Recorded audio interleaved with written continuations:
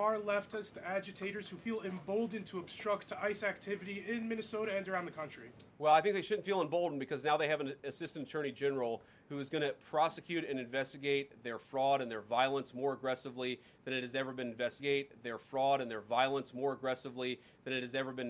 in the United States of America. We are doing so much to try to find the financing networks and the domestic terrorism networks that legitimate this violence, that fund this violence, and that, of course, engage in the violence. These people should not feel emboldened because they have, for the first time, maybe in American history, an administration that is not going to tolerate political violence of any kind from anywhere. Yeah. We made clear today that the entire weight of the federal government is behind these ICE agents and this ICE agent in particular. There is still a federal investigation happening on the ground. Does that mean that they are not looking into this ICE agent at all? They are just focused on the woman who was in the car? What is the investigation if the federal government has already determined that its weight is behind this ICE investigation? So what do you mean?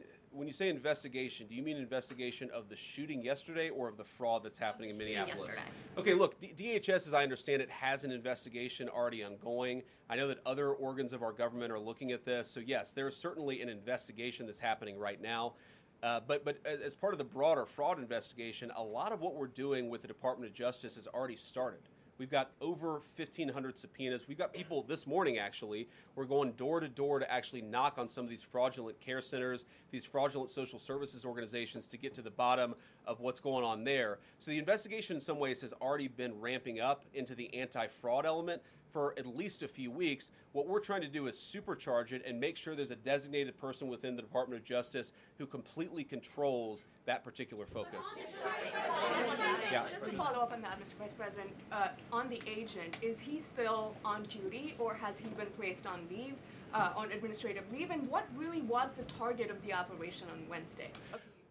ICE operation on Wednesday? Well, first of all, it was a legitimate law enforcement operation. We were going door to door to try to find criminal illegal aliens and deport them from the United States of America, because if you come to our country illegally in violation of our immigration laws, then we have the mandate, and in fact we have the legal duty to enforce those immigration laws.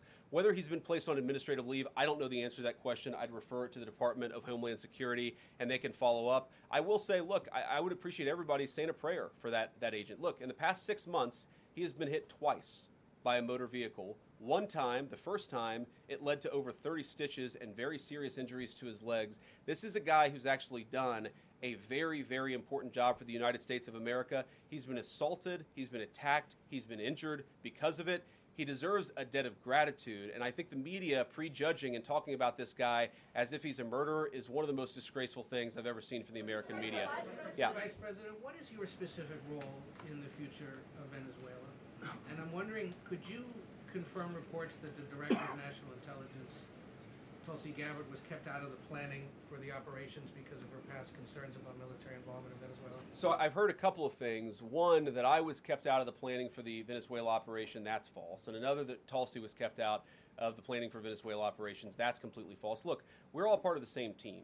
And one of the things that is really amazing about that operation is that we kept it very tight to the senior cabinet level officials and related officials in our government, and we kept this operation secret for a very long time. I'm very proud of that. I think it suggests that the team works very well together. Well, looking ahead, what is my role? Look, my role is going to be whatever the president asks me to do. Has he asked you to do something yet? Well, every other day, I'm chairing the meeting that we do on this among White House principals to talk about next steps to try to ensure that Venezuela is stable, and as the president has directed us to do, to ensure that the new Venezuelan government actually listens to the United States and does what the United States needs it to do under our country's best interest. So I'm going to be as involved as the president wants me to be. So far, that's been very involved, and I'll keep on doing that so long as the president asks me to do it.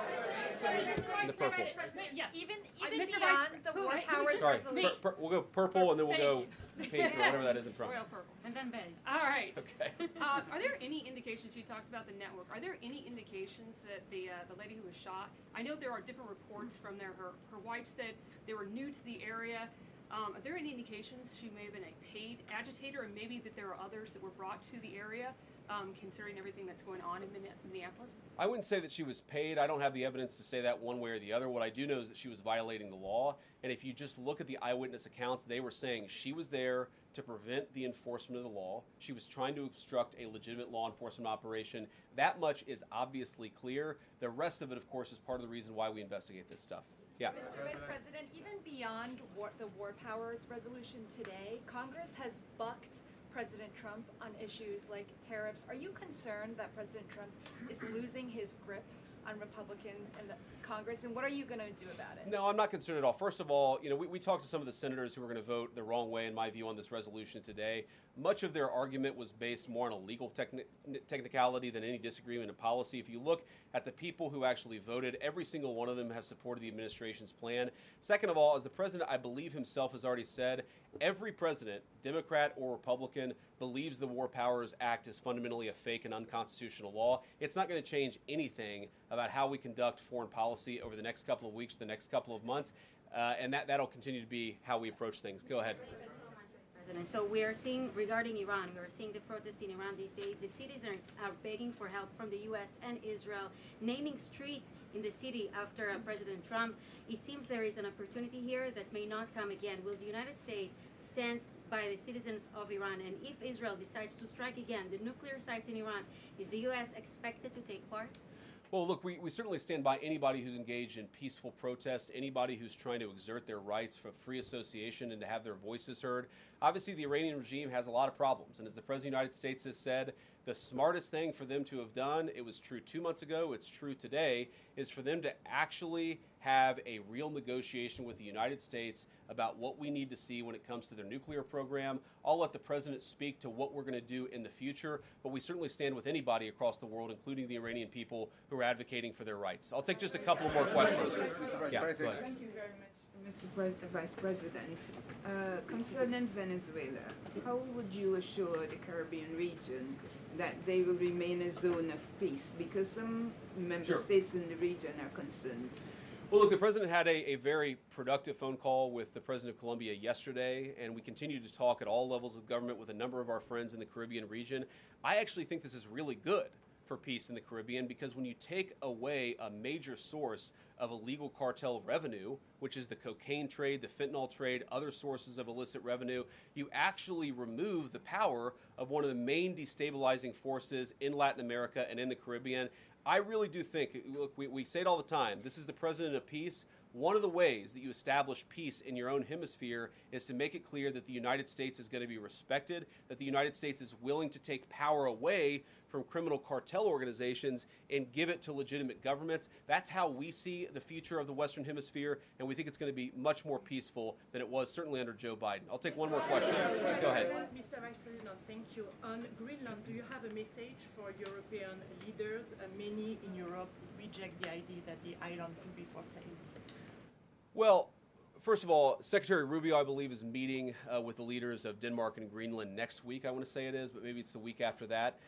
We'll continue to deliver some of these messages in private, some of them in public, but I guess my advice to European leaders and anybody else would be to take the President of the United States seriously. What has he said about Greenland? Set to the side the crazy overreactions that I've seen from the press and from certain people in Europe. What has the President said? Number one, Greenland is really important, not just to America's missile defense, but to the world's missile defense. Number two, we know that there are hostile adversaries that have shown a lot of interest in that particular territory, that particular slice of the world. So what we're asking our European friends to do is to take the security of that landmass more seriously, because if they're not, the United States is going to have to do something about it. What that is, I'll leave that to the President as we continue to engage in diplomacy with our European friends and everybody on this particular topic. And again, thank you all for listening. Thanks for taking questions. And I just ask you, look, this is politics, and often Republicans and get in arguments with the press about things, and I understand that.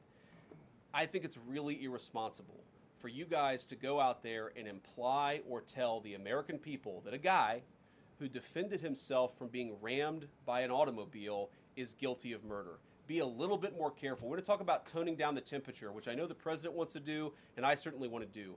One of the ways we tone down the temperature is to have a media that tells the truth. I encourage you all to do that. God bless you. Happy New Year, guys.